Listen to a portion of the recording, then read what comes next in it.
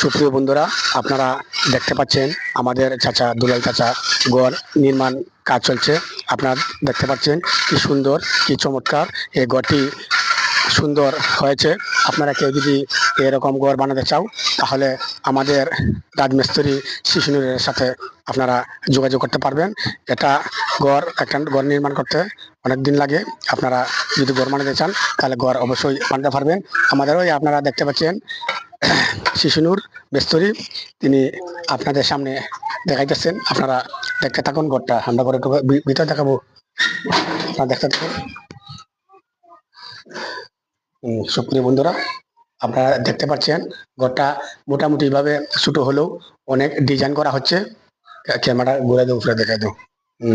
আপনারা দেখতে থাকুন ঘরটি বানানো হচ্ছে।